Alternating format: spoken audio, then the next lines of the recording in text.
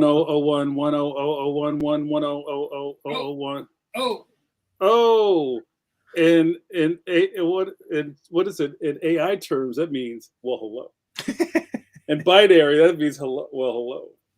And welcome back to your favorite Wednesday creative live stream. You see, I switched it up a little bit. oh. Pencil to pencil. I am your first host with the most. My name, dear viewers, JAMAR NICHOLAS, cartoonist, author, illustrator, and creator of Leon Extraordinary, in stores now, published by Scholastic on the graphics imprint. If you don't have Leon, what are you waiting for? Fix that. Correct your actions. Waiting for you to send me a copy. Oh, you know what, Mike? I just got more books, and I'm gonna send you a copy, and I'm gonna sign it too. Sure. I would be remiss if I did not introduce my co-host to my immediate left. He is got to do the belt motion. As you know, they didn't want Aaron Rodgers to do that anymore. They called it discount double check for that commercial. The world heavyweight champion of webcomics for decades. That's not a riff on your age, Steve Conley. He is known in these streets as Stone Cold Steve Conley. What up, Steve? Steve Conley. Sister Studio, Steve Conley. Hello, gentlemen. Good to see you. My name is Steve Conley. I write and draw the webcomic The Middle Age, which you can find at middleagecomic.com. It's on Webtoons and Tapas and Go Comics. And I do some TTRPG stuff, including the Annie-nominated Intoximancy and now Death Dealing. And I think I would be a little miss if I didn't introduce Miss. Yeah. If I didn't introduce the Tower Power, the man of the hour, in Rice Krispie terms, he is the Kirby Crackle to our Snap and Pop. Oh, what? Mike Manley. Hi, ladies and joins, and all the ships at sea. Mr. Manley, what is it that you dare do there on that crafting board? What I do is I do 2 syndicated comic strips. I do The Phantom, and I do Judge Parker. But you know, I've had a long and storied career. That's right. And thank you for joining me here tonight, fellows. You guys, if this is your first time watching, there's not a lot of places on Al Gore's internet where you can see 3 expert cartoonists talk shop in front of your very eyes live, LIVE, on Wednesdays at 8 p.m. Are we live? Are we simulations? At this URL, there's only us. Yeah, what are the odds? Where there's a lot of people and there's a lot of static and a lot of snow on the internet, but it's kind of hard to find something very succinct like this. I like to do that. Sometimes I have to just give a shout out to the beginning of all this, Mike Manley's Draw magazine with an exclamation point. Twice Emmy nominated. Twice Emmy nominated, but not any nominated like Steve over here. Which was the beginning of all this. Mike's fantastic magazine. It was a how-to for people who wanted to know more about the inner workings, the machinations of comic book illustration. You like that? And animation and all those type of things. And our hope here, you guys, after 4 years, is that you guys are getting the same kind of content from a strong issue of Draw magazine. How do you feel about that, Mike Manley? Without the staples. Yeah. Oh, well, speak for yourself. Yeah. I mean, I was always interested in process. Being a autodidact, teaching myself how to do comics. I was just always hungry to find process, in the land before the internets. And that's really what the magazine was. It was really just an opportunity for me to talk to other cartoonists and to find out about their process, because all kinds of other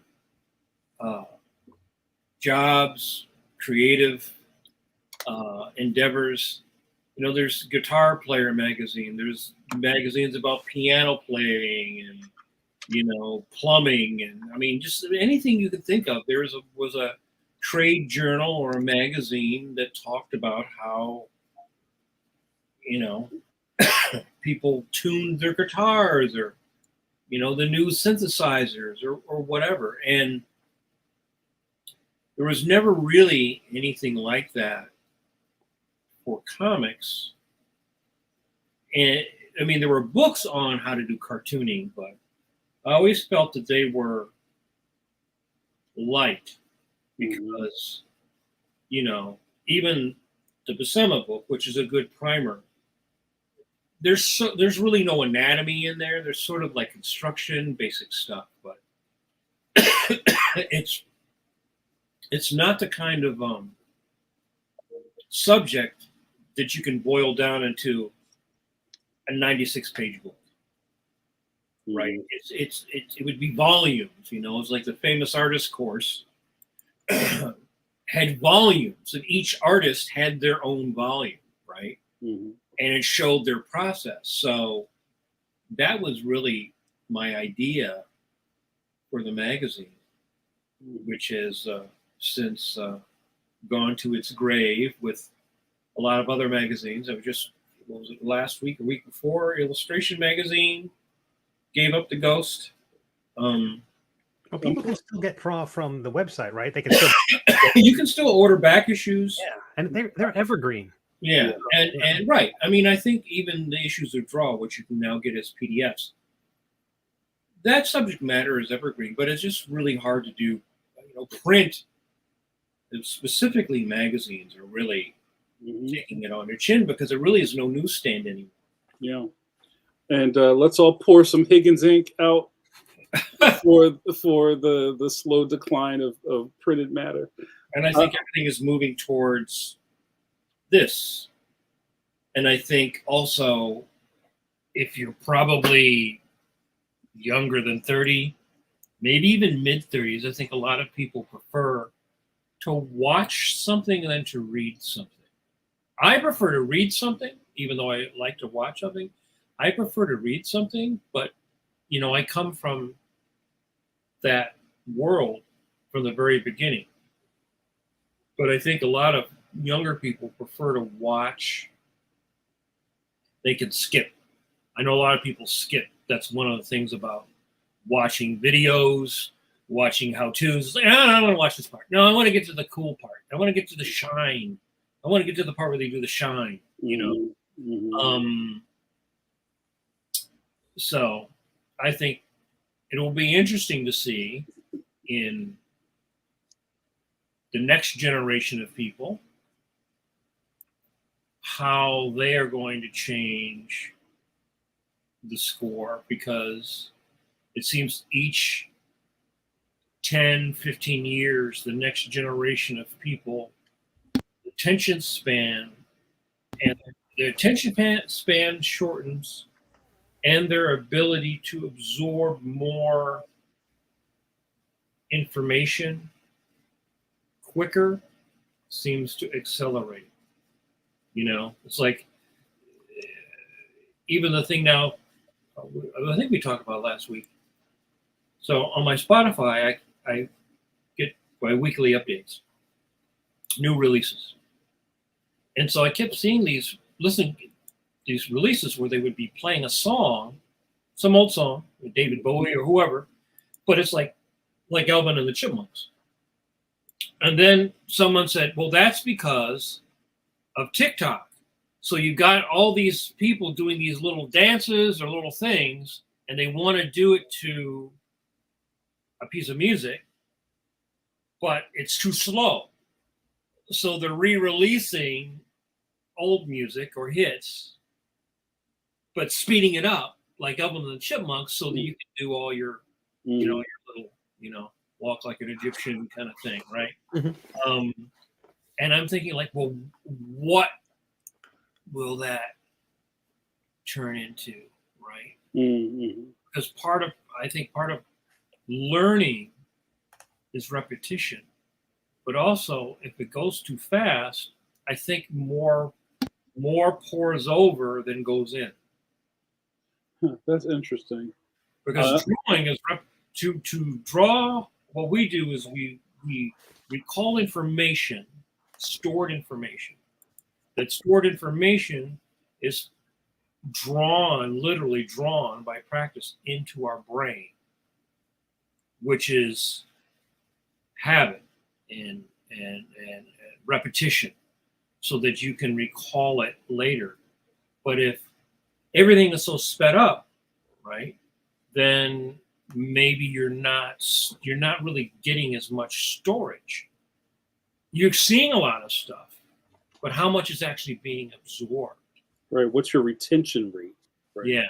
Yeah.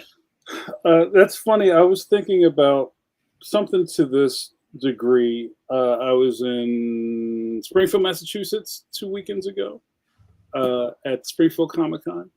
And one of the things that I've done, I want to think it was smart, because a lot of times people ask for a business card. And I feel like that's something that's kind of dying away too, where I see a lot of young people don't want to carry that. Like, if you ever given your business card to somebody who's like under 30, they're like, they're just like, what is this? And they'll take a picture of it and like just leave the card there. Do you have that thingy on it? That code that? Yeah, so that's what I was getting at. So my last banner that I had printed up, my exhibition banner, I put my QR code on, right, with my link tree. And my favorite part of an interaction with somebody at my table is they're like, "Oh, well, how can we follow you or get on your mailing list, Steve Conley?" And I go, "Just boot my banner." And they, and the funny thing about that is QR codes are old. And Steve, who's our resident futurist, remember QR codes came out in like the late '90s or something like that. And but yeah, I remember seeing one on Broad Street like seems like 20 years ago. But you couldn't. There was no way to capture the information, if I'm not mistaken. No, yeah, it was. They've been around. I think when they first came out, I put a couple on my table just so people could. A handful of people just were, "Ooh, let me try this thing on my phone that I didn't know if it could do it or not." Like it was a novelty. But now it's all around, which is great, really great. Were they taken over like Agent Smith in the Matrix once they scanned it? Yes, they were. They don't.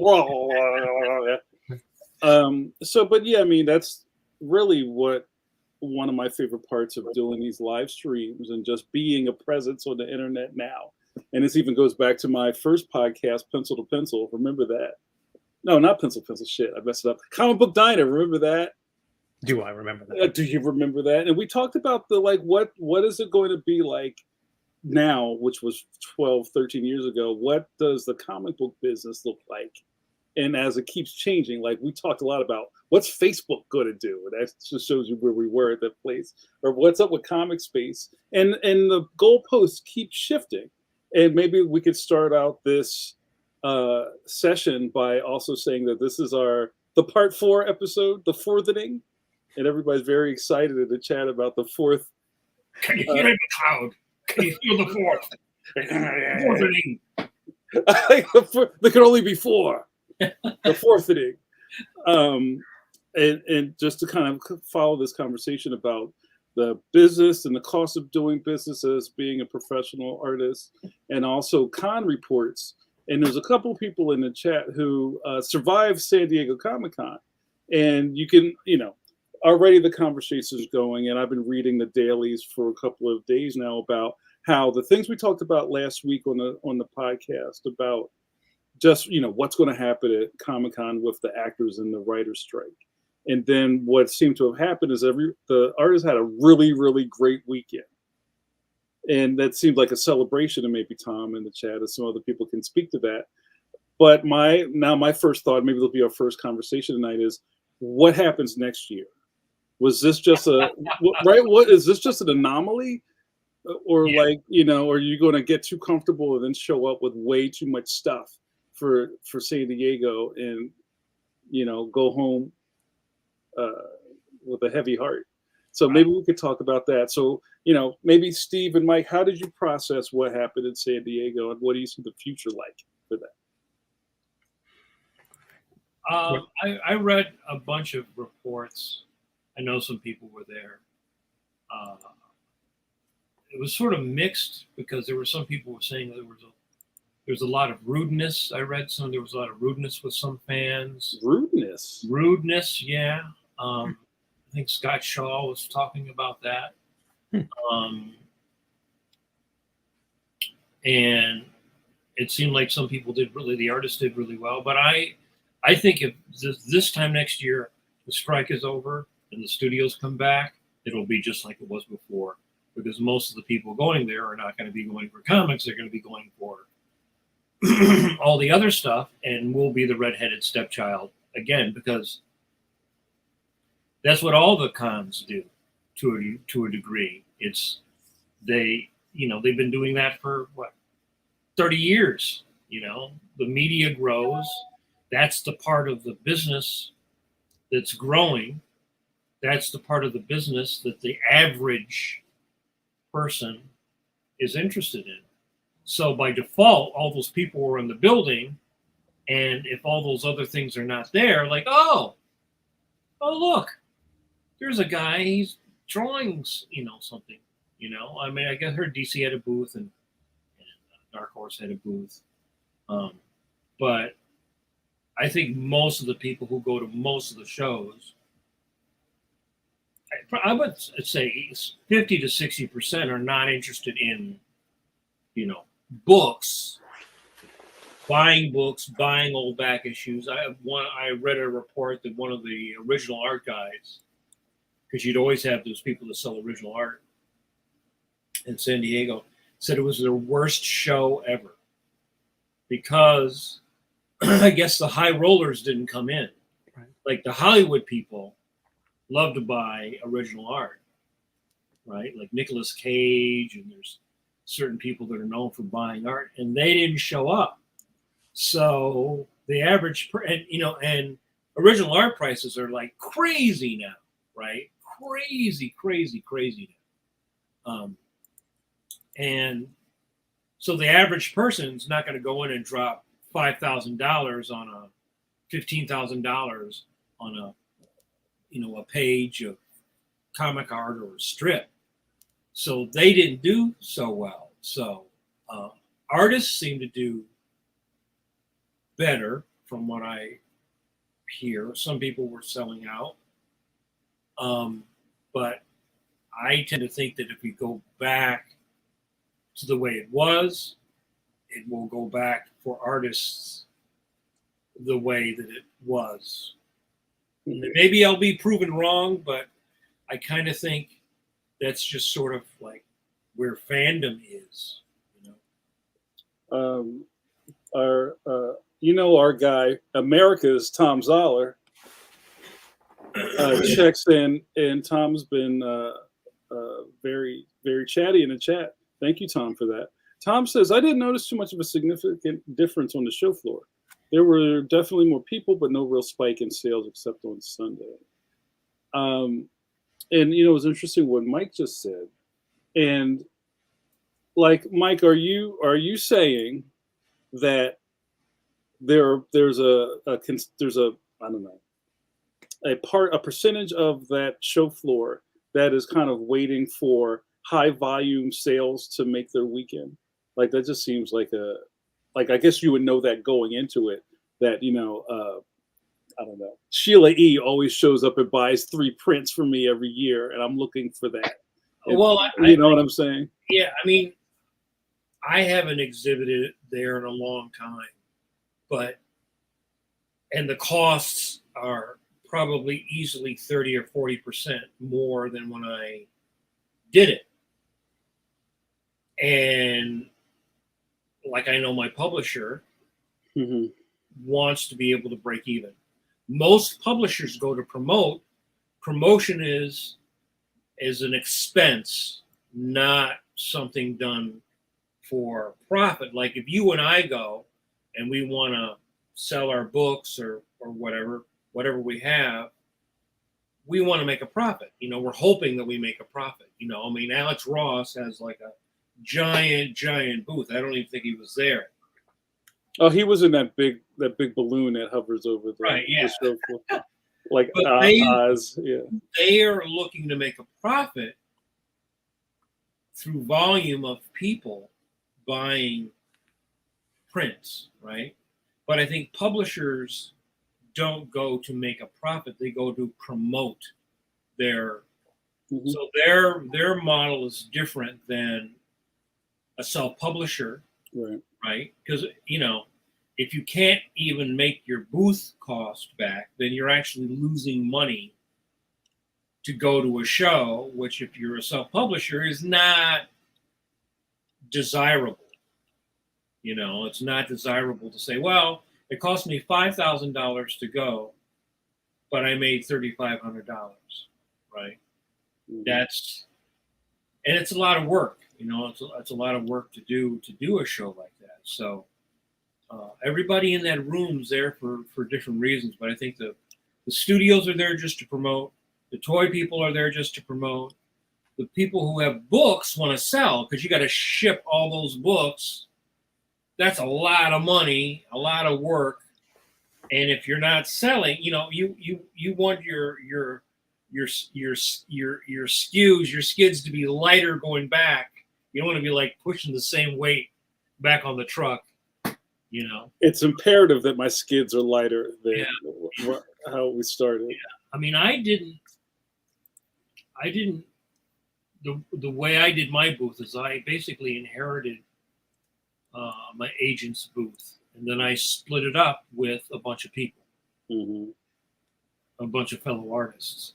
So we all pooled the money, so the amount of money each person had to make wasn't so extreme.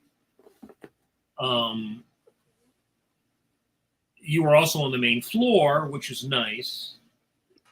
So, I mean, there's a lot of different ways. If you got a booth and you had 5 or 6 or 7 artists and you all had a fairly decent space, that might be better than being in Artist Alley, right? Because at least you'd be in the middle of the crowd. Right.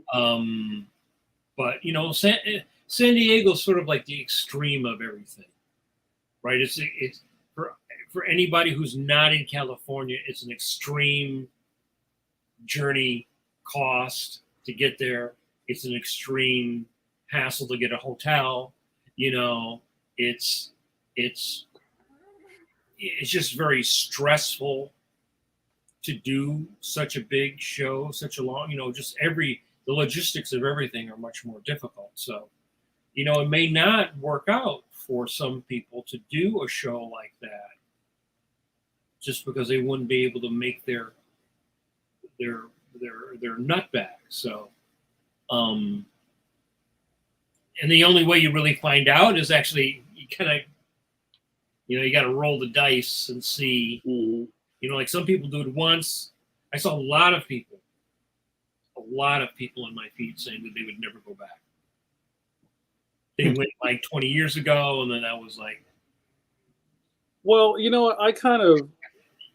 I'm always afraid that we meet the royal we kind of measure things by this kind of nostalgic metric, like the time when I was there and somebody gave me a car and and a jet was the best time ever. It sucks ever since then. Saturday Night Live has been funny since Bill Murray left. Right. You know what I mean? There's always people that are kind of just stuck in a place.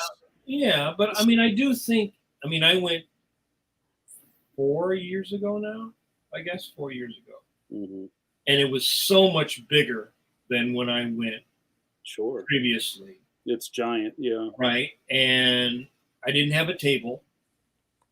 So I walked around, and that was actually easier because, when you got the store, you got to be in the store the whole time. You got to be, Right. You can't really go to panels. You can't, I mean, I'm not a panels guy, but I like to see my friends. I like to go around and see I'm there for the art and the artists, right? I'm not there for Hollywood and all that other stuff, which is what most people in the room are there. So I always say when we talk about ourselves, we always have to just from the get-go say we are not the normal person, right? Because we do it for a living. So even though we're fans, we're not even the normal fans, because the yardstick by which we measure things is completely different. That's a nice point. Yeah. So, I enjoyed walking around and seeing people. It was very tiring. Like at the end of the day, you're just walking on that concrete floor. You can wear the best, most comfortable pair of shoes, but your ass is tired by the end of the day. Just also being around like so many people. But and then when you have to go hide in the bathroom to take off your Thanos costume, Mike. I know that's rough. Yeah. I mean, there's a lot of logistics involved, and so like I said, the reasons I go are not the reasons that 99.99% of people go, because I'm an artist, I'm a professional, and my interests are different than even just a person who likes comics and likes to collect comics. Like, I'm not a guy who collects every issue of Spider-Man. I only collect issues of things I like, the artists, right? So that makes me different than actually most fans, because many people like, no, I got every X-Men, I got every Fantastic Four, I got every this. Got these key issues, right? Right, yeah. And I was never that way. So I always, whenever we have any of these kind of talks, I always say that we are always the exception, because of what it would be like an actor, an actor going there promoting it might be a fan of comics, but they're also going to promote, I'm in my movie, and I got to do all these different movie junkets to promote. It's sort of funny to me seeing all these clips of Harrison Ford promoting. He hates it. He hates every one of those. Right. So it's like, generally, my experience of seeing Harrison Ford was he hates Star Wars, he hates Indiana Jones, but now there's all these clips of like him going on talk shows and being happy and like, oh, I'm so glad that you, and I'm like, yeah, he's trying to like pump it and sell it, not like, you fucking people, you disgust me, He's trying to say, no, I know I used to say I didn't like that stuff, and I wanted those characters to be killed off. No, I really like it because they paid me $70 million. So part of my thing is to go on every show from Graham Norton to the Tonight Show and go like, oh, I love Indiana Jones. Well, I'm sure he also has people in his ear, like the publicist is like, you gotta do better this time. You're killing me out there. I was just gonna say something kind of to that effect. Just thinking about, and kind of how we started the live stream today. I've been thinking a lot about, and even Tom mentioned a little bit about it, is that that element being gone from the show this year. And we're talking so much about it because this is a really interesting pivot point that happened last weekend that is not normal. As everybody's been kind of griping for years about how, why do they even call it Comic-Con anymore? You know what I'm saying? And now we got comics at Comic-Con, and that's great, but I don't know how long that's going to last. You know what I'm saying? And I had posted on my Facebook wall, this is something new. I don't know if you've heard of videos where people just kind of hold the camera and walk through something. I love walking videos. Like, I watch a lot of them from different countries, and people just like walking through Madrid. You know what I'm saying? And people are doing San Diego Comic-Con floor walks. And it's like an hour, 2 hours. It's just roar, roar, roar. And then there's this, and there's a Batman statue, and then there's Pikachu, and roar, roar. So even what's interesting in those videos is what the person is recording, right? Because that's whatever this fan brain is happening that's recording this is pointing it at certain things. And a lot of it is the spectacle. A lot of it is the, oh, look at the guy in a giant Spawn costume. Oh, look at these statues. That's cool. Oh, look, I can get on this snow speeder and fly around with the screen behind me. like the event spectacle of it. And I guess somebody watching this on the other side who doesn't really have the context that we do goes, oh, this looks like a really cool fun park. Right. And then to really sell the whole experience, you should have plates of sort of hot meat that you can bump up and rub against your body to get the full contact experience of like like where they spray you with water at the, I got, like, this is this wet, sweaty felt of bumping into Pikachu. Oh snap! That's horrible.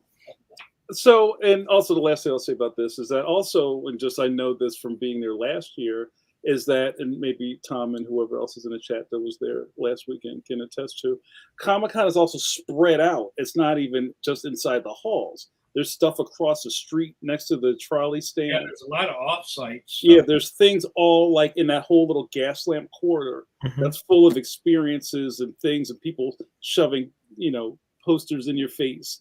So it doesn't just begin and end in the building. So it almost feels like an amusement park. For sure. It's like they set up Disneyland in the middle of a city for 3 days, for 4 days. Yeah. The last time I went, well, before I went a couple years ago, but the time before is they had Sky Captain, that movie Sky Captain, and they had the giant inflatable robots outside, I forgot about that movie. Yeah. And so they used to do, that's when they were starting to put like stuff on buildings, right? Like Scott Pilgrim. They were starting, but before that, the first several years I went, it was just, everybody went in, but there wasn't really anything outside, right? And so that seems to be, and a lot of people were saying they suggested that they take some of those really popular like Hall H things and actually put those in a separate facility so that the masses of people queuing just for that would be removed from the other masses of people trying to see what was in the, not trying to see that, because I know that when I went a couple of years ago, I went with Mimi and she was trying to see, was it the Dragon Prince or a couple other cartoon things, and it's like the line wraps with like another line, right? And so it was just like a logistical nightmare to be in a big long line. So some people were saying that they should organize the lines better, but it's like, what, you probably got 100,000 people in that room at any one time. It's like a football stadium full of people all milling about, people kind of confused, like what's that, it's like all the people just sort of stumbling around. Well, it's a lot, and just you stumbled onto something talking about crowd management or queue management. So, there's anywhere you go, you come around a corner and there are people just standing on line for something. And a lot of times you'll see either somebody just has to ask, what are you waiting for? Oh, Lee Weeks is over here. Or somebody's holding like a Wile E. Coyote sign at the end of line or beginning of line. They had that when I was at the Scholastic booth last year. Like somebody held the beginning of line, and then on the other side around the booth was end of line. So, and I also remember that they were really heavily promoting the Dungeons and Dragons movie last summer when I was there, and they did like a takeover of some tavern off site in a gas lamp, and people were wrapped around a corner waiting to just get into the Dungeons and Dragons thing. No one even knew. Were the actors in there? No, it's usually just props and things like that. It's just stuff, and it's just like, ooh, what's that? It's styrofoam rocks from the cave. Yeah, $12 Beholder Burger or something. Yeah, it's just, what's that? Let's go over there, and then next thing you know, it's Sunday. You know what I mean? You wake up, you have no money. Yeah, I'm not sure what lessons or what lasting effect this will have. I mean, I like to think the idea that there was somebody who wasn't just camped out all weekend out on a lawn outside Hall H, that they found their way into the hall and bought Tom Zoller's book and will come back next year. I hope there's that kind of lasting effect. I don't know if you could say institutionally that there'd be a big change, because once all the money comes roaring back and because comics alone can't support an event like that in the States, right? Yeah. Not comic books, maybe not web comics. It has to be supported by other things like Funko Pops and Hasbro, and even if you take the theaters out of it, all the animation, something. Right. So it's curious what a long-term effect, but I don't know if from this vantage point you'd even guess what that might be. But I heard so many cartoonists did well. Yeah. I think what the thing that will tell us will be whether next year strike settled, whether the movie studios feel it is worth their money to go back, to spend the money to go back, right? Because now they're all on this austerity budget, right? They're all on these, we got to tighten the budget. So do we need to spend the money to go to Comic-Con? There's sort of hire an intern to cut a trailer and put it up on YouTube. That gets as much. I'm willing to bet that they don't go back. I'm willing to bet that they decide. Disney's got their thing, right? They got their Disney thing. So I'm willing to bet maybe they don't go back, because I think they were also figuring, well, hey, Paramount's there. I better be there. Disney's there. I better be there. Marvel's there. I better be there. Maybe they've decided we don't, there's so much of this shit going on constantly. I mean, just go to YouTube now, once this is over, and look at all the shit that's just... Not now. Hold. Not right now. Not now. But as soon as this is done, look at all... I mean, you could just spend all day just scrolling promotion after promotion after trailer after promotion. That's just YouTube, right? That's just YouTube. I'm willing to bet that they do not go back in the same way that they did before. I think that they're all facing the fact that, they're spending lots of money and the return is not what it was. So like Barbie made a lot of money, Oppenheimer did pretty good, but from what I'm seeing, Secret Invasion was pretty poor. I think the bloom is off the rose on some of this stuff, and so they maybe are going to have to kind of retool. And all you need is one or two flat tires. You see what Netflix did. Everybody pulls in. So that's my prediction, is they don't go back in the way that they did before, which I think will be good for people who draw and write stories and are in the building. I think Hollywood kind of squeezes everybody else to the side, which for my money is not good for the medium of creating what we do, right? It's sort of like you're always the poorer relative, I think that's what's going to happen. I think that they'll spend a little bit less money, maybe for the next couple of years, because they're going to go through a lot of retooling, I think, in the next 3 or 4 years, which will decide the long-term fate of some of these franchises.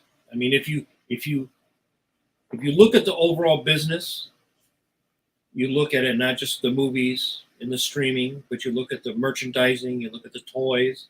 That's what it's all about, right? It's like having all these, having the trifecta, right? You want to have streaming, you want to have movies, but you also want to license it. That's where they really make a lot of money. And it used to be for decades that Star Wars was the #1 toy line, and it no longer is. And if the Marvel stuff ends up not being the #1 toy line for boys,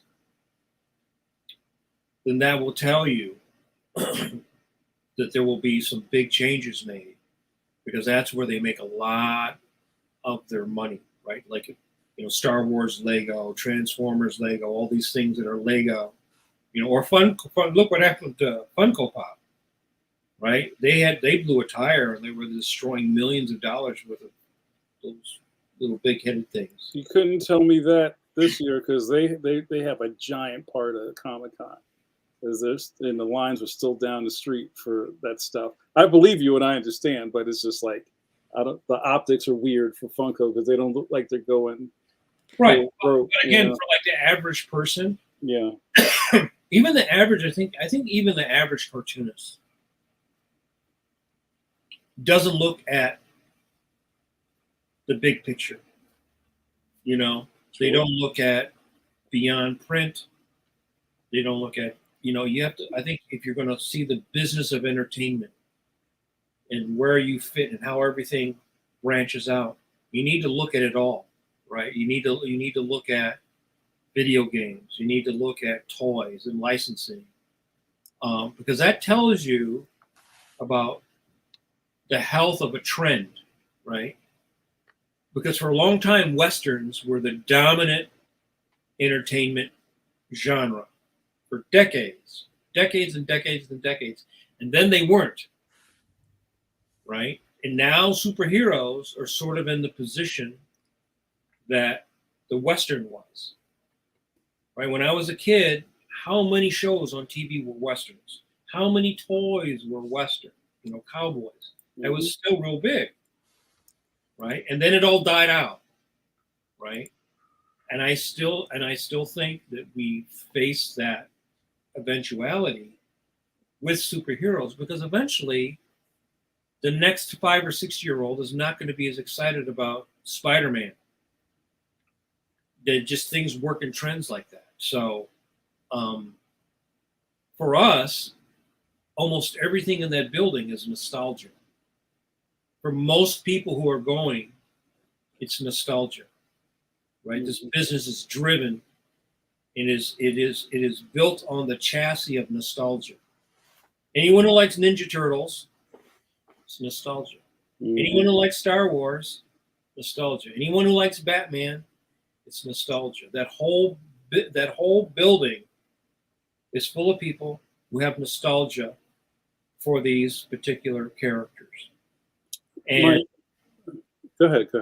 I'm just saying, if you back up and you look at all those things from a broader standpoint, you can start to see now that there's some wear at the edge of this stuff, and the studios are going to be forced to make changes based upon the fact that some of the stuff is just not going to remain as popular. I was just thinking about, and this has been tried a couple of times.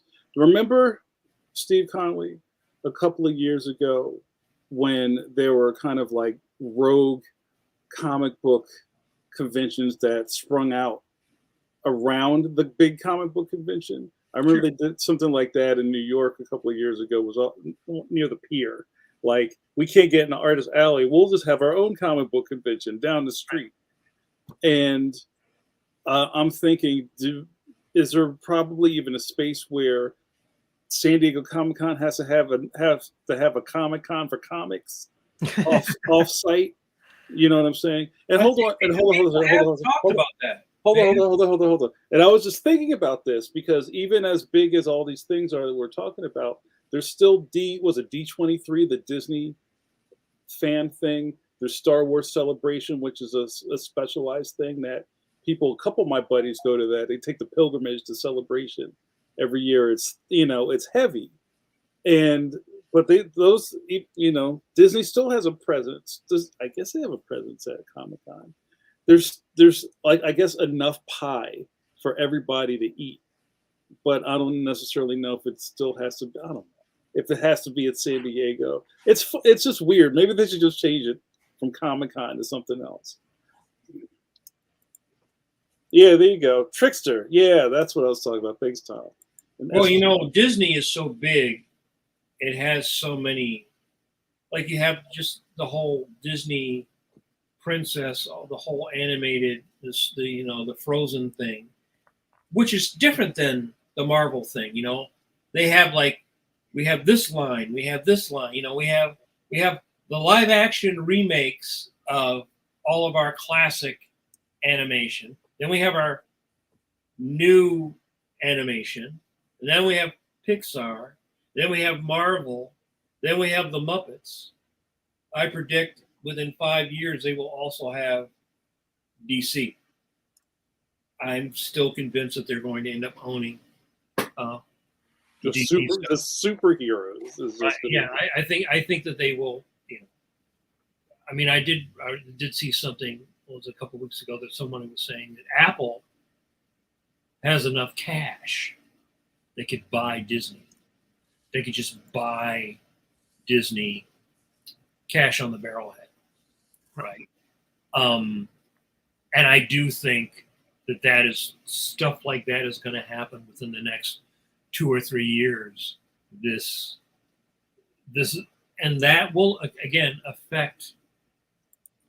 It affects us. It's like radiation. You know, it's like if a big bomb goes off, you know, in Los Angeles, you're still going to get the radiation in New York. Let me ask you, Jamar. Are you affected with the work you're doing? Is it affected at all by what Marvel or DC or any of these, what Disney does? Does that, are you, now that you're in the Scholastic ecosystem,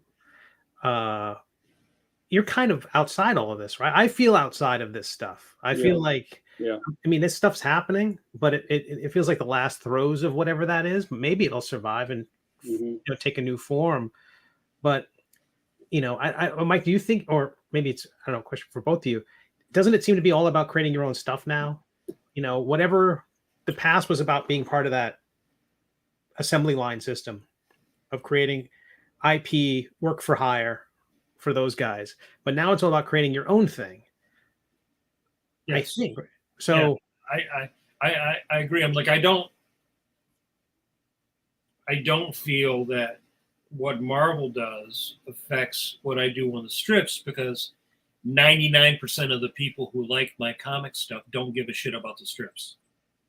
Just like they don't care about my painting or anything else. They're just like that thing, you know, like they just like Kraft macaroni and cheese. And you try to give them like, well, here's this other kind of macaroni and cheese, you know, from France. No, man. Not orange. I can't. It feels like we go to these conventions just to get just to have their audience. Since all the people are going there to look at the Deadpool, while they're there, oh, by the way, here's the Middle Age, or oh, here's Leon. You know, it feels like or Max Meow apparently did really great at San Diego. So it's things like that where I feel like, you know, all that stuff, everything Hollywood's doing is almost irrelevant to what we're doing. We have to keep building our own thing that's bulletproof to what they're doing. That I do think it does. If it closes, if there's a downturn in revenue, that affects conventions, which affects some people's income, because some people make their income by going. There's a lot of classic, let's say classic cartoonists who make their income as weekend warriors going to conventions, right? So if it blows a tire and people are kind of like, well, I'm kind of tired of Marvel now, they might also be like, not cosplay as much. So they're not going to go to a convention. It's like less air in the tent. If you're outside of the tent like you guys are, or like I am with the comic strips, I still think you're affected if the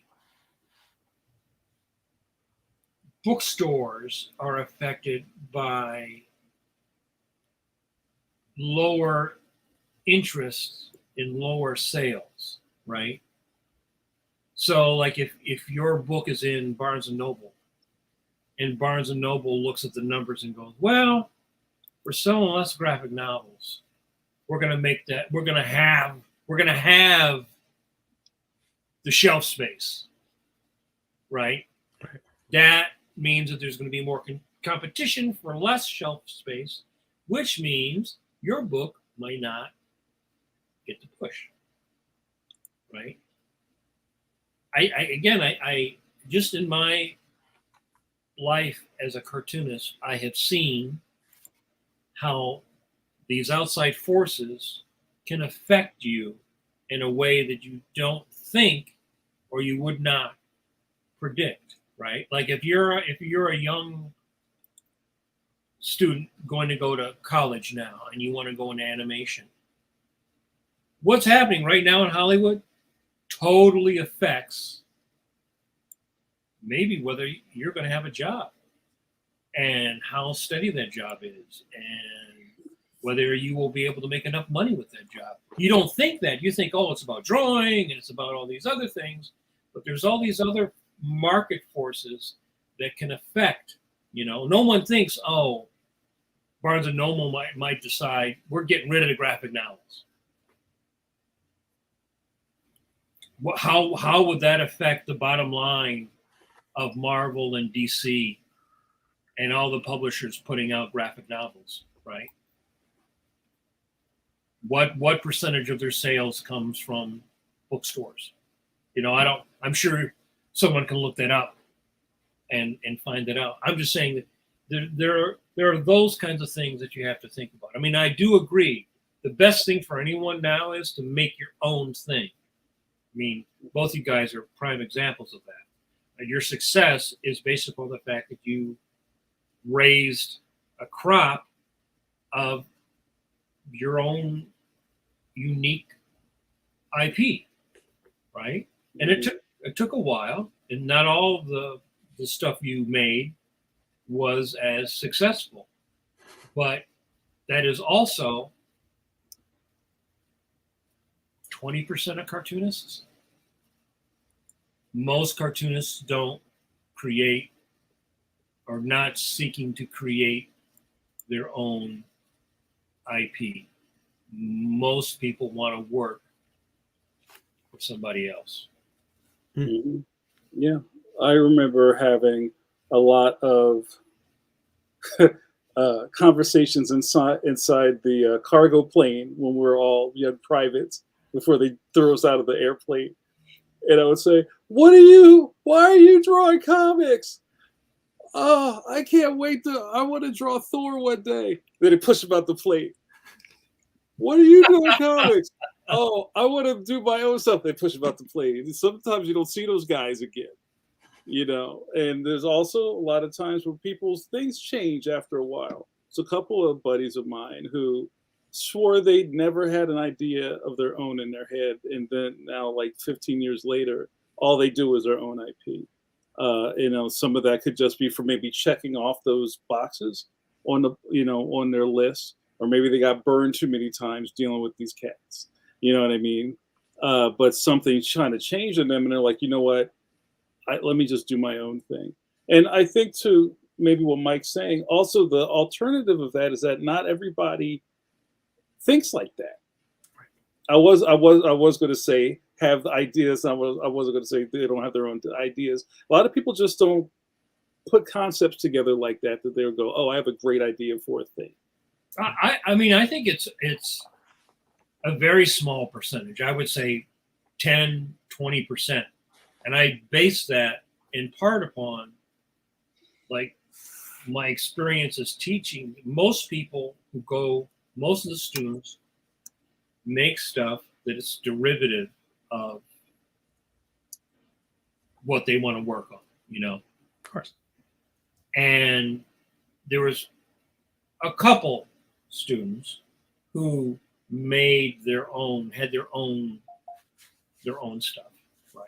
Most people want to work for a big studio, want to work on their favorite shows or their favorite characters. That is the bulk of young artists and young students, that's what they want to do, right? That's what I wanted to do, right? It's only now, in the last dozen years, and even in the last 5 years, that is actually technology allows you to make your own stuff and to spread it super easily. And look, 5 years ago, we couldn't have done this podcast, right? 5 years ago, we couldn't have done this podcast as easily as we're doing now, right? It's true. And now there's like a million podcasts about everything, right? So it's still, and I just know, like I said, from my experience, coming up with your own idea, that's the hardest thing for most people. You know, it's like if you say, draw Bugs Bunny, draw the Turtles, draw Spider-Man, what? Okay. I met that guy on the subway when I was going to school. You know, make up your own story. Because at UArts, when I was teaching, that was their junior and senior thesis was to make a 2-minute film, which means that you had to create something. And for some people, they struggle with coming up with an idea. You know, even a lot of cartoonists, they would prefer to work for Marvel or DC and work on those characters and to come up with their own characters. I mean, that's a huge percentage. I'm not saying that it's, you know, for the most of my career, that was actually really a sound thing. You could do it. Now you can't really do that. You know, there's not as many, you know, in the 90s, anybody who could hold a pencil could get a job. It seemed like there were so many people coming into comics. You know what? Real quick, because Tom brings up an interesting point. As a freelancer, sometimes you're inundated with people who have the world's greatest idea you haven't heard yet, and they're usually chasing you around to draw their stuff for them for little to no money. Yeah. or there's the kid, the student who wants to do, you know, Lord of the Rings, right? He's never drawn an 8-page story, but here's Dune, you know. Let me explain the economic system of my world. And you know, and it doesn't, you know, I mean, most of those people never. I had a guy contact me this week and wanted to know about trying to work on the Phantom, you know. And from his questions, I realized that he really didn't know anything about like how you go about doing that. What, you know. So he went directly to you. Right. Like I'm gonna say, oh, well, here, let me give you my strip, or here I'm gonna tell you that here's the editor's phone number. You know, call him up and tell him Mike sent you. You know, didn't have a real working knowledge of the business that you want to enter into, and that's a lot of people. I meet a lot of people that are like that. They're interested in it, but not interested in it enough to actually study it to know what it is and how it is, you know, and that's always changing, you know. Like I'm always saying, the Pangea I came from doesn't exist anymore. Now you do your own thing.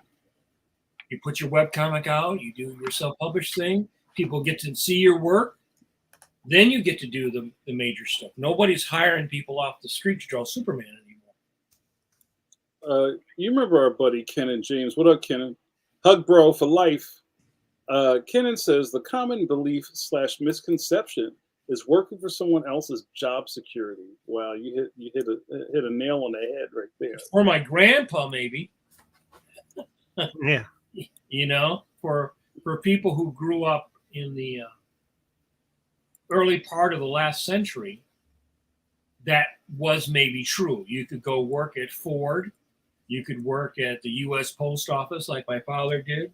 You can work there for decades, but I don't think anyone anyone anywhere has any job security at all anymore. I think the closest you can have as an artist to job security is doing like what you and Jamar are doing, which is to create your own IP and then try to make it work economically for you, because then at least you control it, right? You know, you could take that book and you could be at Marvel under an imprint, because they've tried to do that, you know, imprint, like Dark Horse had an imprint, Legend, right? But what if Dark Horse gets bought by some guy from Czechoslovakia and he goes, no, you know, now we're not doing this anymore. You know, your imprint goes away, you know? So I think, yeah, do your own IP, do your own sweat equity. And we'll also be honest and we'll tell you if people don't react to your work at all, right? If you're putting your stuff out week after week after week and you're not getting anything, that's the world telling you that the universe covered for you. And well, I was just saying, maybe it's not necessarily that it's bad. I got to, on the other side of that, but some people take that as like really personal. Like it's like, but sometimes it's just the timing's off.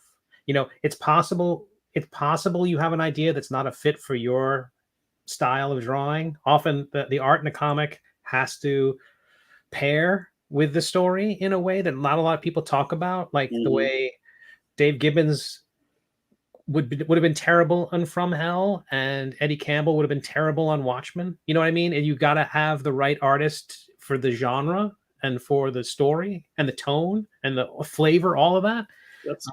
That's a lot of boxes you're ticking off there. Yeah, but it's like that combination's tough, and then also that combination also is of the month. You know, you talk about the hits of the 90s.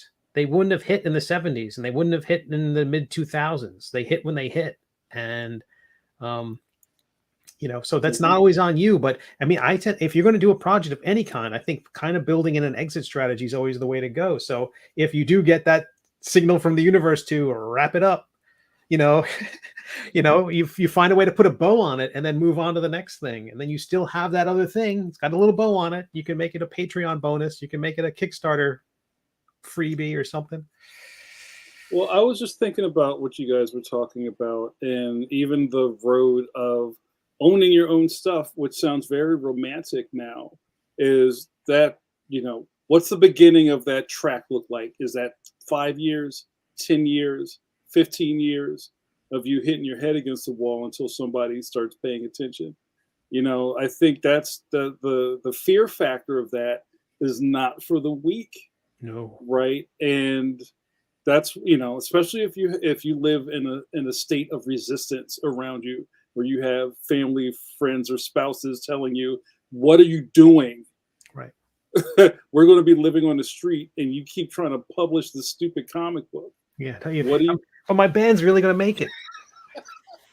We just got to go to Poughkeepsie, and there's going to be a scout there. Well, you know, the economics of everyone's life are different, right? And as I'm always saying, the older you get, the more complicated your life gets, right? When you're 19, 20, 25, life is easier. You can burn down, you can crash and burn. When you're 30, it's a little bit harder, you know? And once you're over 40, if you crash and burn, sometimes you just can't reset, right? Life would just become tough, you know? And that's where, you know, some people, no matter what, are going to keep their head down and they're going to keep working. But I think you also have to work smart. You have to learn from your mistakes, just as you learn from your successes. And, you know, it's not easy to be a cartoonist. That's the other thing. It's just, this is not an easy job. It's a hard job. It's a great job. It's a fantastic job. I love my job. But it's not an easy job, right? And if you really don't love drawing more than anything else, it's really hard to be successful at it because you have to put a lot of time into it. That some people take that as like a negative thing. People get salty when they hear things like that. But I mean, no one would ever get salty if you look at a gymnast in the Olympics, right? If you look at anybody who's a world-class, excellent musician, the hours that they went and practiced and worked hard, the silly old adage of practice makes perfect is very, very true. I think that even on this podcast, when people see it, if you're not doing this for a living, it always seems easier from the outside than it actually is on the inside. Mm-hmm. And if you're going to make your living doing comic books or comics, just say, whether it's a web comic or what, you've got to produce a volume of material, especially in the beginning, in order to get people's eyeballs on it and to get them to love what you're doing. And if it's like, well, I do a couple pages here, I do a couple things there, it can't be random. It's got to be like all rockets blasting forward, Mm-hmm. And you have to be smart, and you have to do your homework, and you have to study the orbit that you're going to go into. Like if you want to do webcomics, learn about webcomics. Watch podcasts like this about webcomics. Talk to other people who do webcomics. Nah. I'm just gonna email Mike Manley and ask him for his job. Right. Yeah. I'll just jump right to the front of the line there. It's my Disney Speed Pass. Mike. I mean, there's sort of the Hollywood romance we do, the fiction of, you got 1,000 rejections and then the one comes in and then you're like Danny Kaye Dancing with All the Stars or something and you're making $1 million or something, I think there's a lot of that mixed in, a lot of not disinformation, but misinformation or sort of not fully understood information. But, I still think with everything the way it is today, you can still find a path to be successful as a cartoonist, but it might not be easy. It might be a little harder or way harder than you're willing to accept in order to achieve that goal. And no one starts out even. No one has the same path.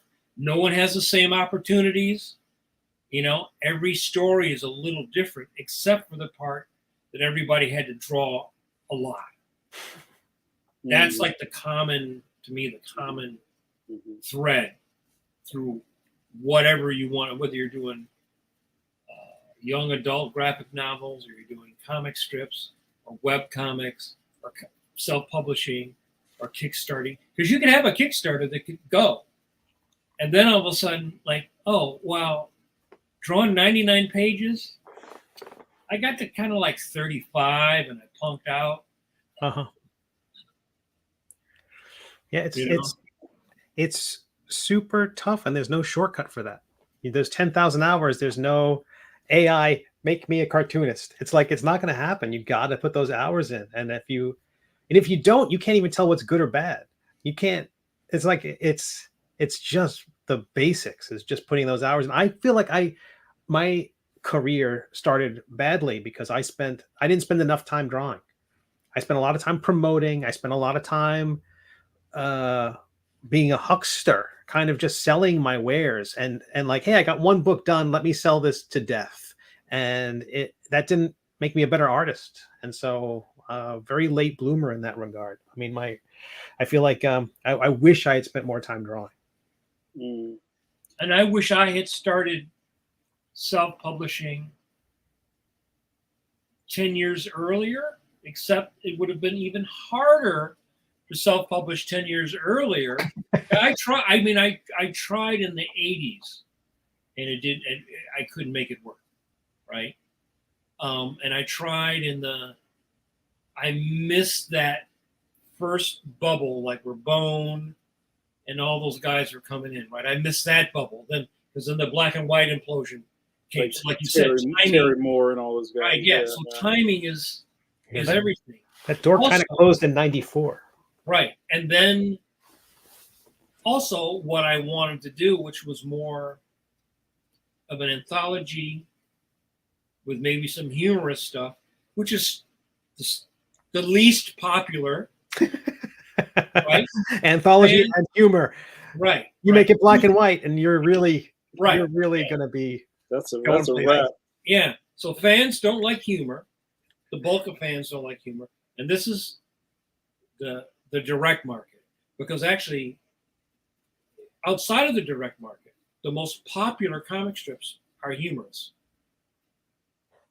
Right? Have always been humorous. Even you look at stuff like One Piece, it's humorous, right? The most popular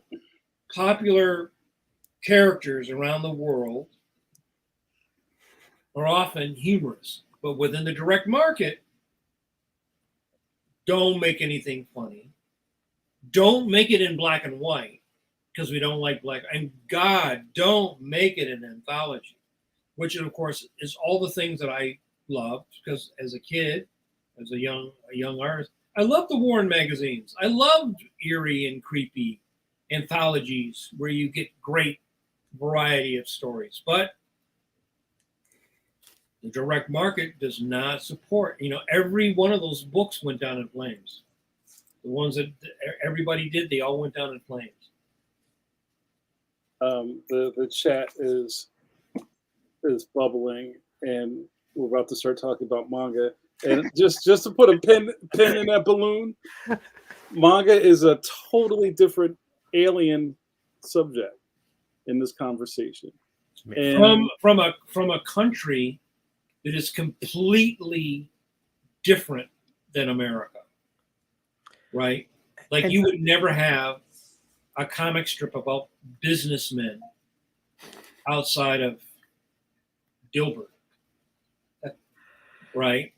Yeah, and the main problem here is the direct market. It's selling to spinner racks. It's selling to the Marvel and DC crowd. It's as long as that's the primary mechanism for distributing comic books in the U.S., that's going to be a thing. But I bet there's a business comic on Webtoons doing just fine. It's just, if you're talking about comic books, it's just everything runs through that filter of, it's got to be a Marvel or DC thing or adjacent to it. I mean, the idea that Image and Vertigo ever managed to branch out even a little bit was pretty remarkable. People are throwing out anomalies, glitches in the Matrix. And just to speak on that, Frank Miller was already a name. And Dark Horse was, that was in the Dark Horse anthology, the first Sin City stories, right? Isn't that how that worked? Right.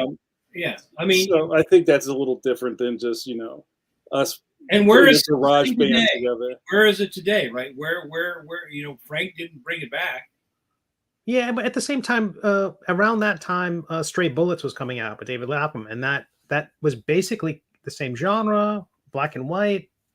I'd say every bit as good, and had a tougher time because it was in the back of the catalog. It was not because that was also at the time when you had the consolidation of the distributors, and suddenly Dark Horse was in the front of the catalog. It was a lot easier for them to move stuff, and you attach that to Frank Miller's name, who was the biggest name at the time. Was there a bigger name at the time? Maybe like Alan Moore and people like that. Yeah, Mike Manley. Mike Manley. Mike Manley's never been a big name. That's So hold on. What's up? Our buddy James on YouTube says, I visited Tokyo once. Manga made a lot more sense to me after that. and to that point, culturally, the Japanese just read manga like it's anything else, and manga is super, super special and different over here. When I was over there, sorry, my phone's going off. The 7-Eleven on the counter next to the pretzels was the new One Piece volume. You know what I mean? It's just like, it's just everybody reads that stuff and it's not a big deal. Right. So you can already see how that kind of tectonic shift. And it's black and white, and you get a lot for like what, Yeah. $5, $6, $7. You would go broke trying to do that here in the States with your own stuff. Right. It just doesn't work. The systems are too different. Well, the fact is that the bulk of the fans in America are mostly anime fans who like the manga, but they don't buy the manga in the same volume that they do watch the shows, right? And there is no very little, as we've talked before, very, very little crossover between somebody who's going to read Superman and read One Piece, Mm-hmm. right? There's like almost no crossover. And a lot of the kids that I know that were reading that stuff were also reading it online for free, or would go to the library and get a volume if their library carried it. They were actually not going to Barnes and Nobles and buying it, although some would go there and read it. Right. Right. So it's like it's a completely different mindset. So again, that's information that I have that I can use if I decided that I wanted to do something that was in that format. Like I know that if I wanted to do something that was more in that style or that type of story, I know the bulk of the people who like my work would not be interested. That would be reaching for another audience. The bulk of people who like my work from what I've done in the past. So if it was something that was derivative of Darkhawk or Batman or something like that, they might be on board with it. But if I did something that was like my neighbor Totoro, they wouldn't be interested. And I know that from just seeing the kind of reaction I get to work that I do, that I posted. Like I definitely have an audience for people who like the Skull Kid stuff. The bulk of those people are not people that like the Marvel and DC stuff. Mm-hmm. Right. And I know that the bulk of people who like my Marvel and DC stuff don't care about my paintings. Don't care about my life drawings. They're not interested in that. That's not something that it's not that they hate it. It's just like, well, that's cool, but I'd much rather see another drawing of Darkhawk because that's what they like. And it's really hard to lead people to something, a genre that they're not interested in, right? So like Tom Cruise could probably make a Western. Frank Miller could probably make a Western. Now, whether the Western would be as successful as Sin City, hard to say. Really hard to say. I don't think that Ronin was as successful as Sin City. Right? And he was stretching his legs after doing Dark Knight and Daredevil. And I don't think that was as successful at the time. Because a lot of people were like, well, that's not Batman. So, again, that's all stuff you have to consider, right? That's all stuff you have to consider. If you're putting out a webtoon, look at the webtoons and study the webtoons. What are the webtoons that are popular? If you go in with a style and a take on something, it may be a fluke if it doesn't look anything like that and be successful, but the chances of it being a hit are probably fairly rare, which is why, like, if you look at Scholastic, look at what they publish. They're not going to do Sin City. Right? Mm-hmm. They're not, because that's not their audience. The Kid Wore Green. Right. Yeah. They're not going to do something like that. they're like a huge publisher, but they're not gonna, Sin City for Kids. That comes in right next to Ranger Rick in Grit magazine. That's right. Yellow Bastard for kids. So this is interesting, and maybe we could talk about this because this is one of my favorite discussions where, I think cooler heads sit down and go, well, I understand that manga is this and American comics is this. Why doesn't somebody just, you know what I mean? How come nobody's thought of? And our good friend Jeff, welcome to the live streams. Jeff says, my crazy idea is that Western cartoonists pitch to manga publishers that are willing to gamble on widening their Western manga audience to read Western comics that don't appeal to the Marvel DC fans. But they do that. Yeah, they do that. But you know what? I just answered him in the chat, and maybe we could speak to this. Something I think that we miss because somebody somewhere in a magic tree takes a lot of manga and translates it into English and puts it in Barnes and Noble. So we go, cool, a new volume of Bakuman, that's great. That's a whole different subdivision of this stuff. And it's very rare that Americans can penetrate Japan, and get in front of these publishers and make some sort of deal happen.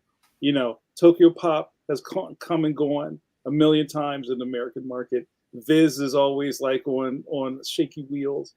These things do exist, but I can only think about maybe Felipe Smith is maybe the only American that's gone to Japan and done manga. If you're familiar. How well did it do? Because I know that it didn't do great. What's his name? There was a couple other guys that were trying to do that, but the Japanese publishers didn't want their stuff. There's a total cultural. Pope was trying to. Pope went over there. It's a total cultural shift, and they're doing fine over there. They don't need us. You know what I'm saying? We're trying to get over there. So I mean, that's a whole other conversation we can. Well, I think that from what I remember is that the Japanese audience doesn't want to see Americans doing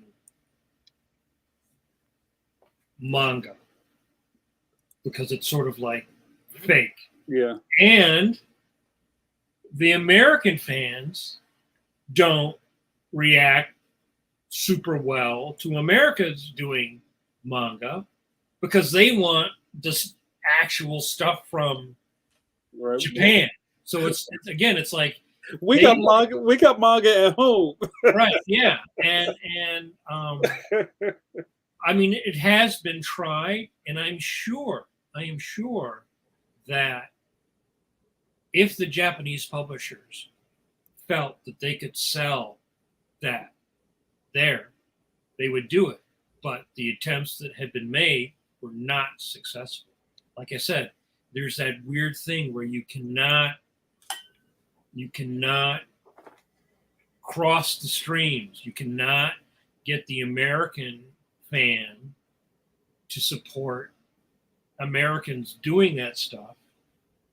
They want One Piece. They don't want to see some American doing their version of One Piece. Mm-hmm. It's I think Tokyo Pop tried it. It didn't click. It didn't click. I mean, because I think webtoons would probably be the closest of, or the most successful of that, because you sort of have a lot of Western artists doing manga style on webtoons. Now, I don't know how many of those people are making a living.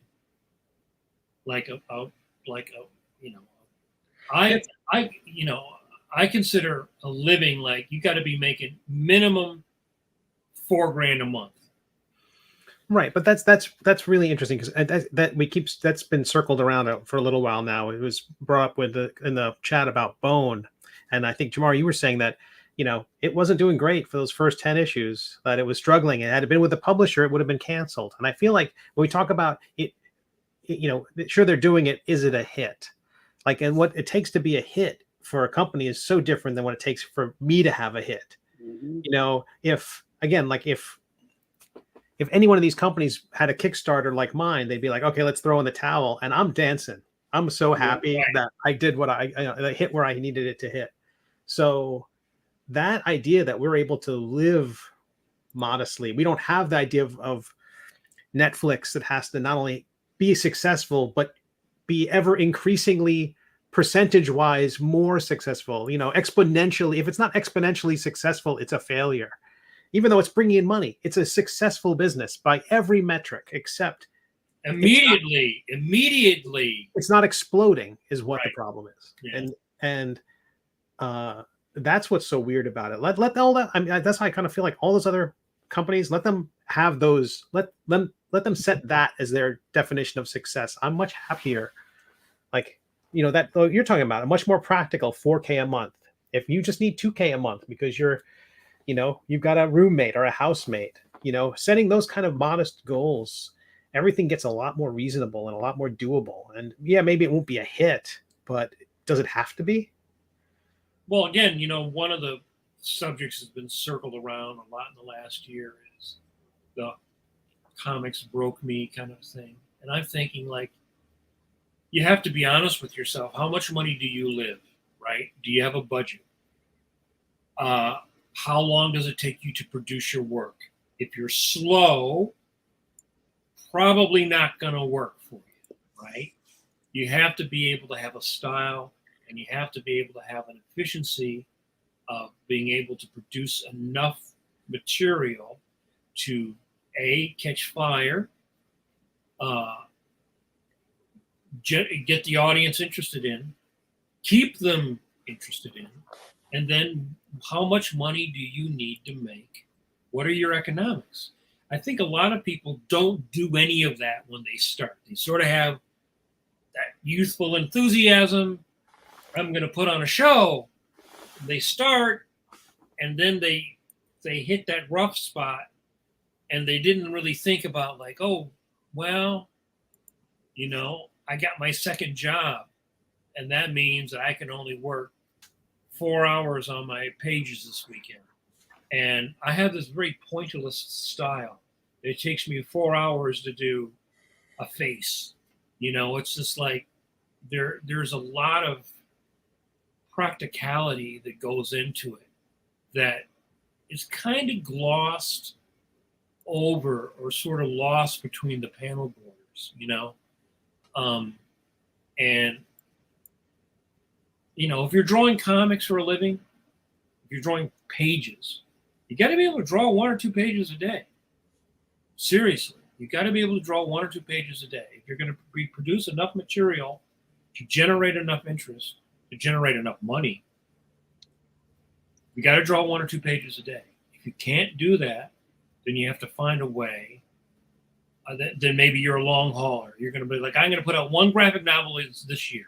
That's all I can do, right? And it's going to take me a year to do that. You've got to budget my time and my Kickstarter and all that, But if you want to put out, like, I do 2 syndicated strips, right? Which means that my performance must always be at its peak. Good day, bad day, I must sit down and produce a minimum of 2 or 3 dailies every day, no matter what. Mm-hmm. Sink, swim, hail, doesn't matter. I have to produce, or I'll fall behind. Right? I'll fall behind. And I know from my experience also how long I can read the script and go, oh, okay, this is going to be easy week. This is going to be a hard week. Most young people don't have that yet because they're building all that experience. So they don't necessarily work as efficiently. That comes with experience, right? So I think a manga style, a simpler style, would probably allow you to produce more work faster. But if you had a style like Neil Adams, Right. There's no, again, no shortcuts. right, right, and that sort of engineering is actually a very important step to go through, because I think you have to be honest with yourself. If you really want to be Neil Adams, if you really want to be Alex Ross, if you really want to be an artist that's going to take a long time, because that's what you love to do, then you can't do a monthly comic and you can't do a webtoon, right? But if you can find a way that makes you satisfied and happy, in a way of working that could allow you to do a webtoon or a print comic, you might be able to make it work. And again, these are the kind of questions people usually don't ask themselves, right? They just sort of, this is what I do. They kind of blindly go forward. But until you've drawn 100 pages, you really don't know where you're going to sit. You really don't have an idea of, you're not going to be able to look at a script and say, oh, this is going to take me all day. Mm-hmm. It's going to take me 2 days, right? Mm-hmm. And I was saying this the other day. I probably drew easily, by the time I was 13, by the time I was 23, working at Marvel, I probably easily drew 75 pages through my high school year. Plus, other drawings and failed attempts and things like that. Because for every convention that would come up, I would do a whole new set of 6 to 10 pages to go show at that show. And then there was numerous things I would start and do 2 pages and, punk out. Yeah. Because it's hard when you're making samples and you don't have a script. You have to sort of come up with a story yourself and everything. It's a lot of hard work, extra work to do that. But until you've drawn 100 pages, which would say easily it's like 5 issues of your typical comic book, you're just kind of getting your feet wet. Mm-hmm. I mean, we've talked so much about the lift, the power hoist that you're talking about, and almost everybody that knows you at some point, Micah, says, "Jesus, I don't know how you do 2 of these things. That's backbreaking." And you may be a glitch in the matrix, but however you spin this, it's a lot of work. It's all a lot of work. And I think something that we kind of bump up against on the live stream once in a while is when it gets serious like this and people kind of don't know what to do with themselves, because it's kind of pushing up against the hobby to a hobbyist. Right. It's pushing up against like the dream crash. My dream. Right. What do you mean it's not fun? What do you mean I just can't? You know what I mean? That sounds like not what I thought it would be. And that's kind of what we've been saying for 4 years in a nice way. And it doesn't all have to be doom and gloom, but it's true. Yeah, I mean, I don't look at that as like a negative thing. That's the way. It's backbreaking work, but not negative backbreaking work. No. I mean, it's just the reality. If I'm going to do 2 strips, I have to be able to produce X amount of work a day. That's just the way it is, right? It's not something that I am determining. It is the need of the job, right? So if the need of the job is that you're going to do a monthly book, and you're going to do a monthly book for Image, and they're usually 20, 22 pages, if you cannot produce 1 or 2 pages a day, you're not going to be able to do it. Right. You're not, or you're going to take you a whole year to do your 5 issues, and then it'll take you a whole year. And again, there are some artists that we know and we love who do not do monthly comics because they cannot produce that volume of work in that time. So again, it's not a negative thing. It's a choice, right? It's like, it's a preference. It's like, to do the kind of work I like, I can't work that fast. I can only work this fast, which means then you can only work on these kinds of projects. Yeah. I remember Al Milgrom. I believe it was Al Milgrom. And I think he was talking to Kevin Nowlin or somebody else. This is something that I overheard. Is in the beginning, you sort of had to decide what kind of artist you were going to be, right? Mm-hmm. From the very beginning. Like there's people like Wrightson or Kevin Nowlin who have this beautiful, intricate style, Neil Adams, right? And then there were people like John Buscema or Gil Kane who could sit down and draw 4 or 5 pages in a day if they had to, right? And you sort of had to decide what you were going to be, because you were going to try to be the guy who could draw 4 or 5 pages a day. Well, maybe you can't do that kind of job that a Michael Golden would do. Right. You're more of a Ziggy. Right. Right. And, and it's not that one is better than the other, because, right? Right? Yeah. Like there's a lot of cartoonists who have a simple style, but the writing, Did I kill you, Jamar? the writing on Ziggy is always like, right, top notch, right? Right. Yo, stop dunking on Ziggy, yo. He ain't do nothing to you.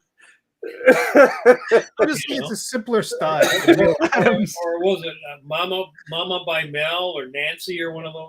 Mel Lazarus? Mama, yeah, but yeah, no.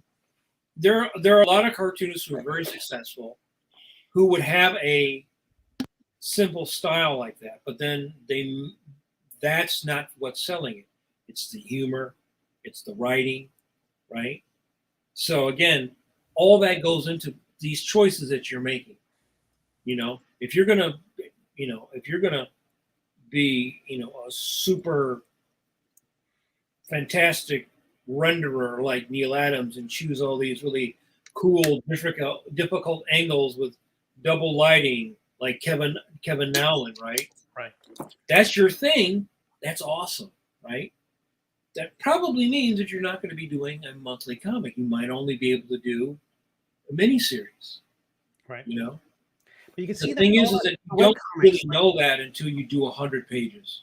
Yeah, and then you see the webcomics that are like stick figures, and that kind of, So, yeah, I totally get that.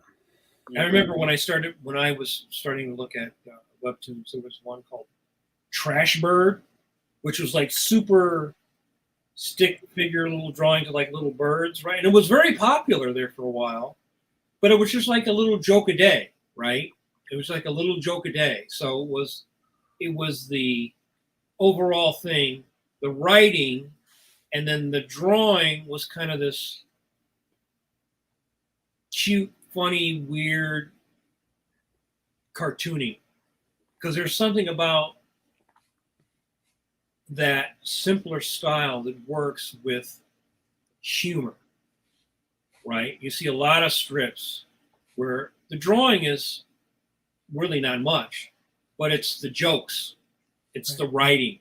It's like if you look at a lot of the New Yorker cartoons, the drawing is not very good. It's the joke. It's the joke that sells it, Right. And again, the art matches the joke. It really does. It's like you have to have that kind of synergy between the two. Right, right. And so I guess that's sort of what I'm saying is that Sluggo is lit. Yeah, you have to. That's a perfect thing. You really, way to put it, you really have to have a synergy. And again, I think that until you draw on dozens and dozens of pages, you don't really know what that is. Mm-hmm. Finding that voice, finding your voice. Yeah, I think Shelley was talking about that. Mm-hmm. Yeah, I mean, it's also different if you take over another person's strip. Like if you took over Blondie, there's already the style, right? You're just copying that style, right? It's different if you make your own Blondie. Right. right? From the very beginning, you're making your own. You know, have you, you know, do you really work that out? I mean, we've talked about this before. Like, if you look at your first 20 strips of Leon, Jamar, compared to Leon now, Yeah, night and day. right? Or the same with the middle age, right? You look at your first 20 strips, and then you look at your strips now. And that's why I was really interested, and we haven't talked to any strip guys in a while. When we had Tawheed on, who just got that deal doing crabgrass in the newspapers, which is a monumental success in this day and age. Hell yeah! That somebody's got a syndication deal, and I'm hoping more people go back and look at that just to kind of see what that algorithm looks like in 2023. You know, and just how much of a unicorn somebody like he is doing that kind of work. Or George, who had done so many webcomics. Yeah, George. You know, and put one down and try another one. Doesn't work, put it down, and then keep to finding the one that's the right synergy, that his voice, that style. I mean, Charlie Schultz did that, right, with Peanuts. How many things did he try before that? I mean, almost every single successful cartoonist, successful novelist has a drawers full of things that they tried that didn't quite click, right? You know, Kirby had a drawer full of characters. I mean, he came up with a Commandi in the 50s. Right. Commandi of the Caves. There's like some drawing that he did, like in the, I think of the 50s.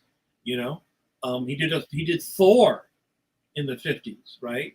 So most successful cartoonists had a drawer. I'm talking about people who were creators in the way that like Kirby was, right? Have a drawer full of ideas, you know. So I think, you know, you have to be focused and targeted and honest, and sort of like, it's like it's like climbing Mount Kilimanjaro, right? It's like you have to have the right gear. You really need the right Sherpas, right? So you need the right helpers. You need to talk to the right people. You need to know something about yourself, to be honest with yourself. And again, if you're just doing this as a hobby, as an outlet because you enjoy it, then you can pick it up or drop it as you want without there being any negative downside to it. But if you're seeking to make your living at it, if I just decided today, well, you know, I don't really want to draw the strip this week, I don't feel like it.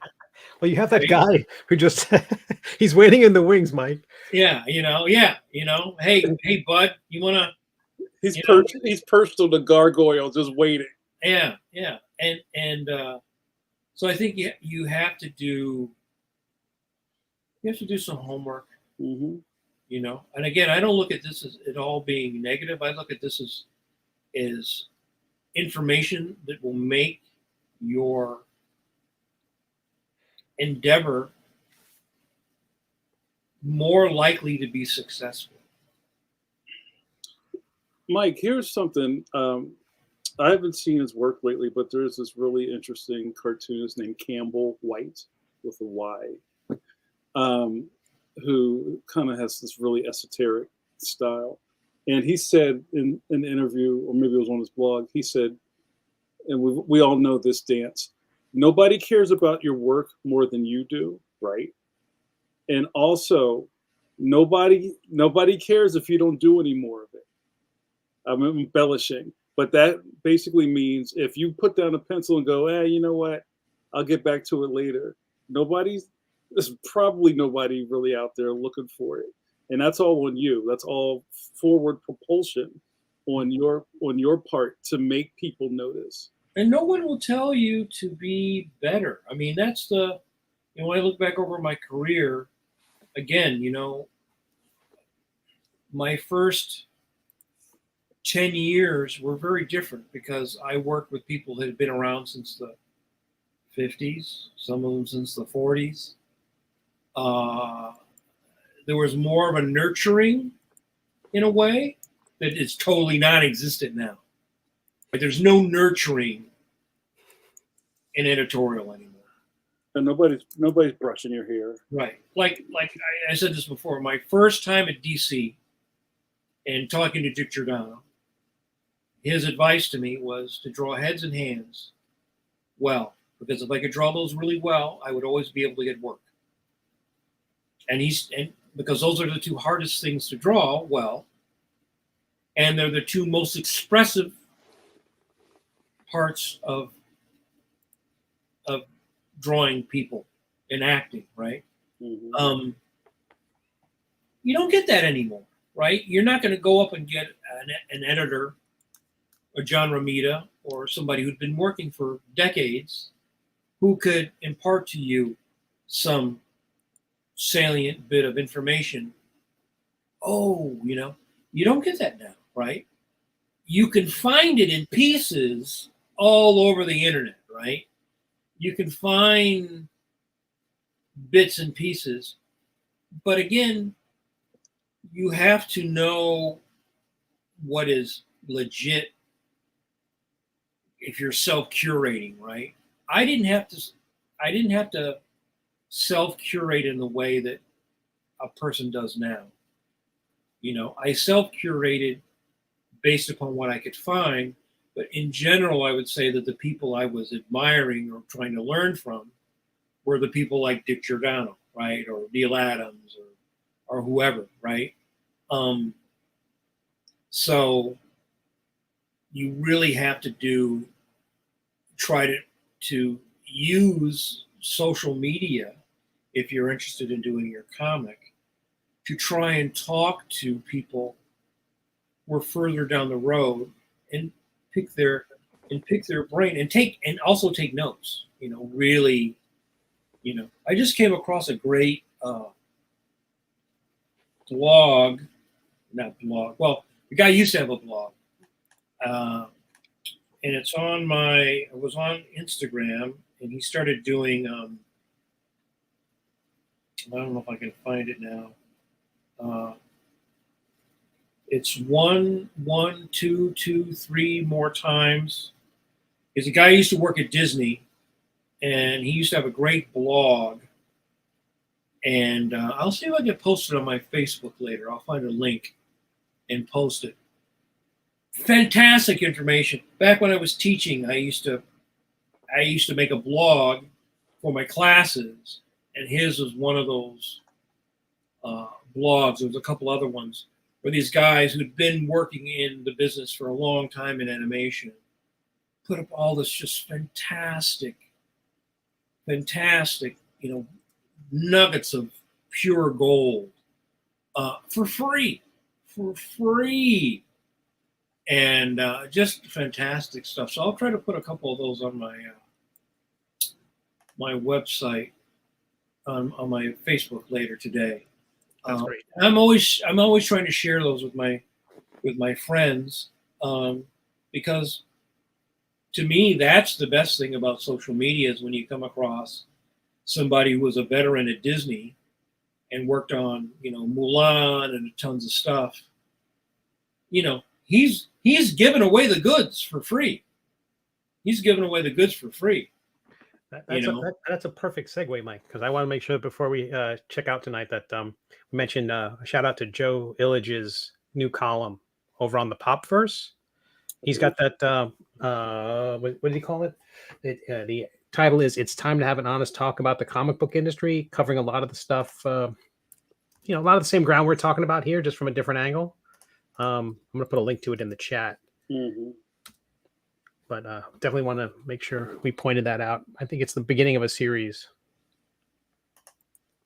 Yeah, it's the beginning of a series, and Joe had a very insightful first, I guess, what do you call it, arrow across the bow of the ship. So, okay, the guy's name, you can look it up, is Hans, like Hans with an S, Bacher, Bacher. You type in his name on Instagram, and just fantastic information. And I mean, we live in a great time for being able to find generous people like that who can share really useful information. But I think, you sit down, you take a sheet of paper, you write this stuff down, you write down what your goals are, what do you want to do, and you do your homework, plan out your, what like I always think of it as like raising a crop. In your crop, your farm is going to be making your own IP, but you've got to plan it out. You got to plan it out for the drought and the bad weather. Take your time, and then I think you will be more successful. If it turns out you only want to end up doing it as a hobby because that's how it works out for you, That's true. great. But if you're going to actually try to do it and make your living at it, then I think you have to really do your homework and be serious about it. And like I said, I think if you can't produce 1 or 2 pages a day, you can't really do monthly comic books. It is what it is. I mean, truer words haven't been spoken. It's brass tacks. And anywhere below that, you're just starting behind the line, right? Well, or what you do is you end up being very unhappy, right? And then you lose your steam, right? Like you have your second book with Leon that you're working on now, which you have deadlines and dates of each step that you have to submit stuff to Scholastic, which means that you have to sit down and produce X amount of material within that time frame, right? However, whether you do it all in a day or you do one every 3 days, you have to produce it. And if you can't do that, then your publisher is going to be mad at you. Yep.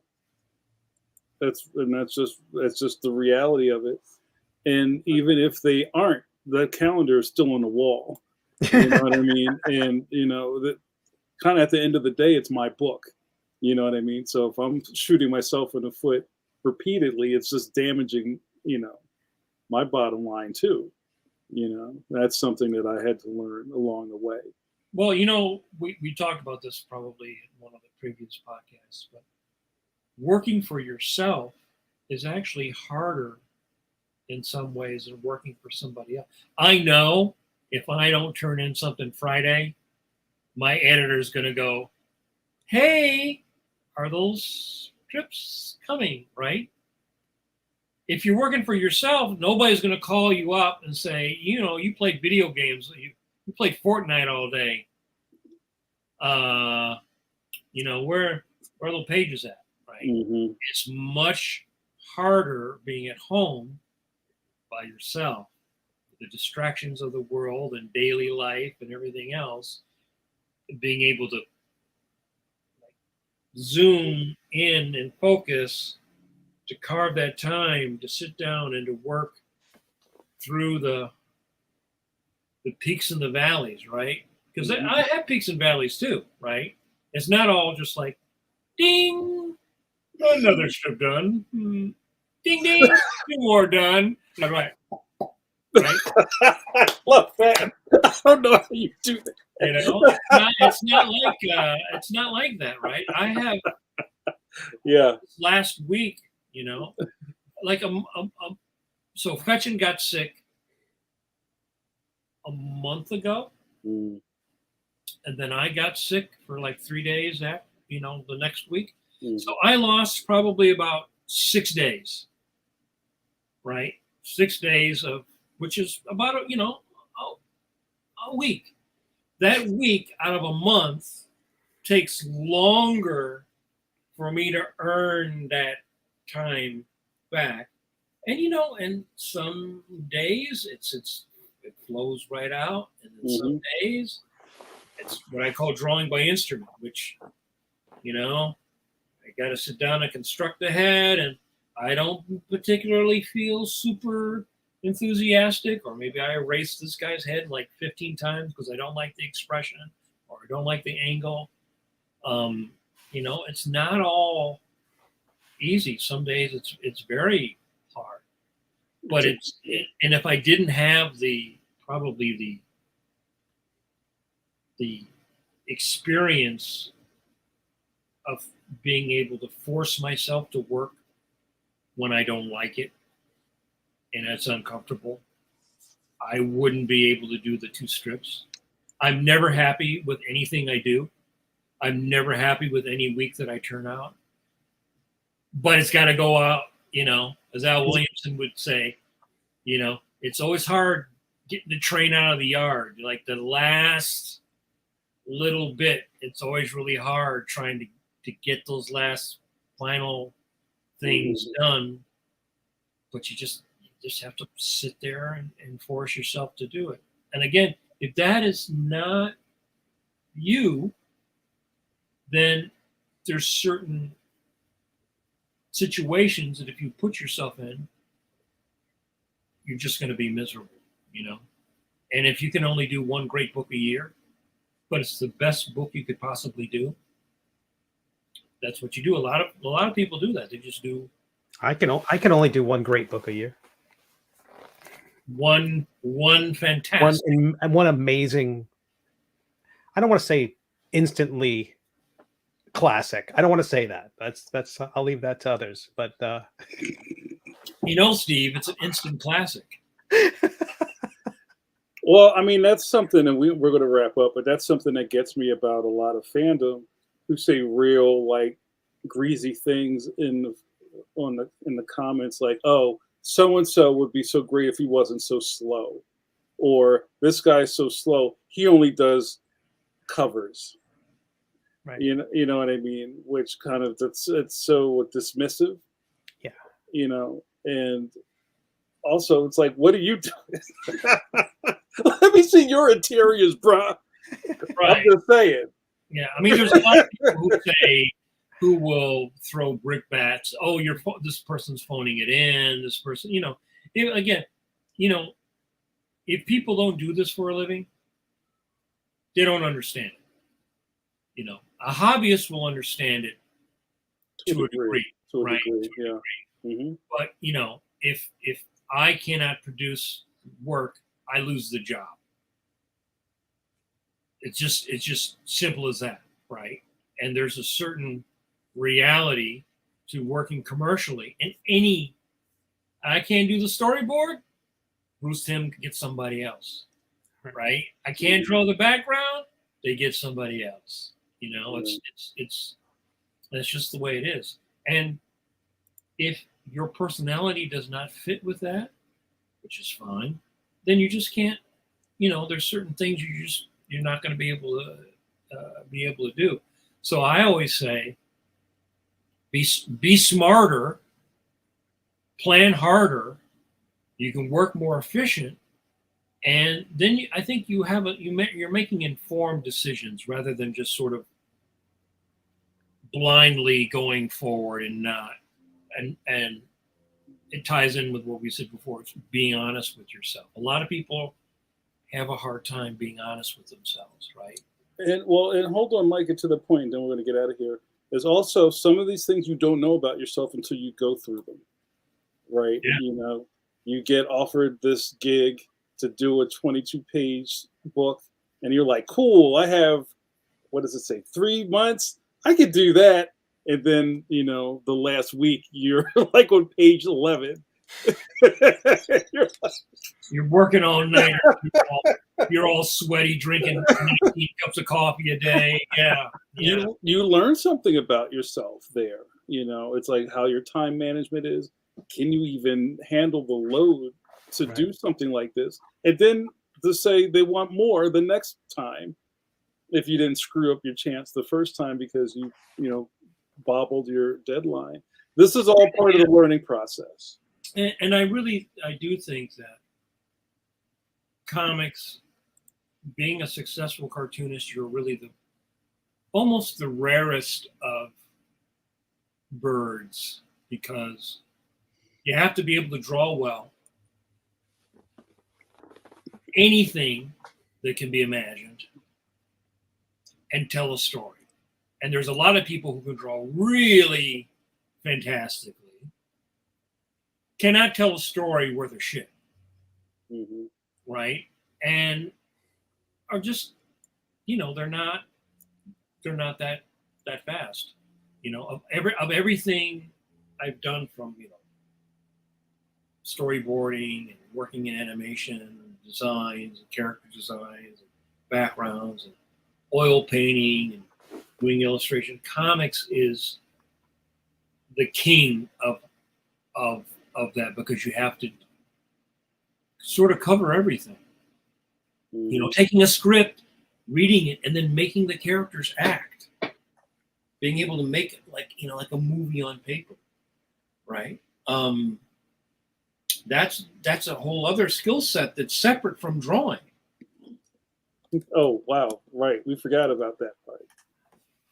There's so many columns to this. There's so many pieces underneath the hood to make the car run. It's not just gas. So like I said, I think do your homework, make your plan, write it out, and then I think as you're developing it, maybe you will start to come to an understanding once you actually start working on it, whether it will actually work out that it would be something that you could do full time, or something that you can do as a hobby. And I think that will become apparent right away. Mm-hmm. I think that becomes apparent right away. Yeah. All right, let's wrap it up. Everybody's showing up, asking more things and saying more things.